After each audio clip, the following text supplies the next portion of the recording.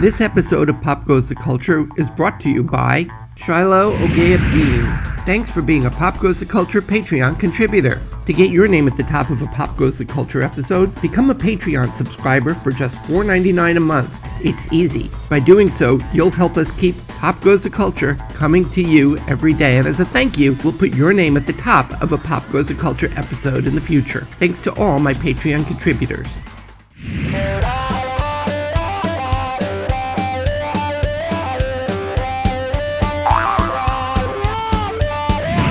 Hi, I'm David Levin, and welcome to Pop Goes the Culture, the behind-the-scenes stories of your favorite TV shows from the people who were there. Today, in part 7 of my ongoing conversation with Marina Sirtis, we talk about what happened after Star Trek The Next Generation, when Worf transitioned over to Deep Space Nine, and what it was like when Deanna Troi crossed over to Star Trek Voyager and Enterprise. My geekiness goes to new heights. Here's Marina Sirtis.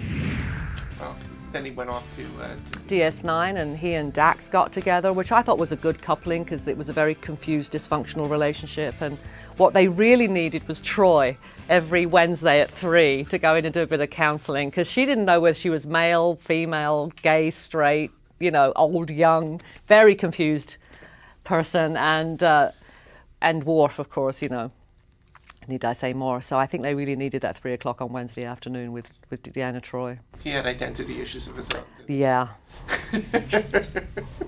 He did. We always used to say that for an orphan, Worf had more relatives than the rest of us put together, because his relatives showed up very regularly. I think it'd be a good sitcom for Worf to be like the little kid Worf growing up in a human environment, kind of like the old Webster show, just like, except it's a Klingon with it. Anyway. Well, Jonathan and I have been trying to plug this for years, that the next Star Trek show should be a half-hour sitcom, The Rikers in Space, with their wacky Uncle Data and their little dog Worf.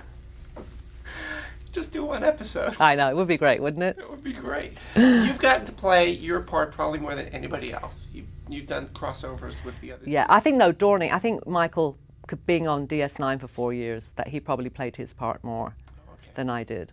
But were you on every series other than the original? No, I didn't do Deep Space Nine, but I did Voyager and Enterprise. Yeah. Right. Now let's talk about what it was like, because you kind of like. This is not a reflection on your part. You're almost phoning in your part, because they're out there and you're back. And it's not about your acting. I mean, it's like you're there and just like... have they ever told you as an interviewer you don't piss off the guest? I mean, come on. I don't mean that as an acting sense. I mean, like on both that and the other one, you were sort of like in Enterprise, you're sort of observing. Yeah. In this one, you're sort of like you're on the other side of the galaxy. Yeah. So, sort of talk about that experience. Whenever they want whenever they want Troi to be a guest star, it's not going to be anything really out there. They want the tried and true Troi that the fans all know and love. So it's not going to be anything wacky. There's no research. You just show up and put the spacesuit on, put the eyes, the wig, and there's Troi. The shoes. So no, it's not really very hard. On Enterprise, it was interesting because there had been the biggest gap between Troi appearances. Nemesis was 4 years ago, I think, and so I hadn't really had my spacesuit on for 4 years. And when I went to loop the show, I was watching my scenes and I thought, goodness gracious, she's very perky. She was very perky, and I thought, what's happened? And I realized it was because I was so happy to be working with Jonathan again and in my spacesuit and with my old friends in the crew and having such a good time, that this kind of joyfulness erupted in Troi, and she was just, hi, just really perky. And I thought, well, that's kind of interesting, a whole new side to Troi that we developed right at the end. What was it like doing that show? It was surreal, actually. It was... because it was a Next Generation episode on a certain level, because they were holograms in our reality. So it was kind of strange. The rest of the cast, the Enterprise cast, were very gracious to us, considering that we had been brought in for the last episode, and I don't know that many of them were real delighted about that. But we didn't ever get an inclination of their issues at all. They were very sweet to us. Scott Bakula took the ribbing that we gave Patrick. Jonathan just transferred it to Scott, and Scott took it all in very gracious humor. What did he do? I can't even say because there's too many four-letter words involved. But it was just ribbing, you know, pretty much. And they were great. They were great. But the really strange thing was that Jonathan and I were the only two working on the last day. So we closed the show. I was the last shot of this series. What was that shot? It was you know, just walking down the corridor through the double doors kind of thing. What was that like for you guys? It was strange. I just felt it shouldn't have been us on the last day, saying goodbye to all the crew. You know, it was weird. What was it like coming back? Other than perky.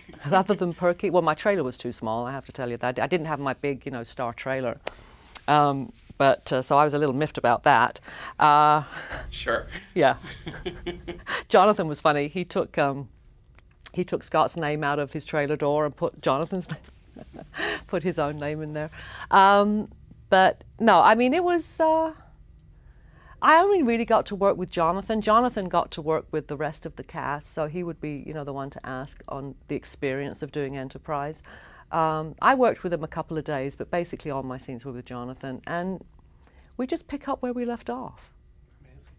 We just literally, and the crew, as soon as we walk on the set, just their mood elevated. It was fantastic. What were they like in terms of when you the first day on? I mean, was it like? Oh, well, we worked with all that crew. They were remnants and leftovers from Next Gen, and so we knew everybody. They got much better food on Enterprise than we got on craft service. You know. I don't understand that. There you go. I know. It's between syndicated and network. That's it. The difference between syndicated and network. Chinese chicken salad. Okay, Or celery and peanut butter, you know? If That's you don't the think difference. that's not going in, that's going in. Next time, Marina Sirtis and I talk about how things changed for Star Trek The Next Generation when the show transitioned from TV syndication to the big screen. Bigger budgets, bigger stories, better special effects, and Deanna drives and destroys the Enterprise.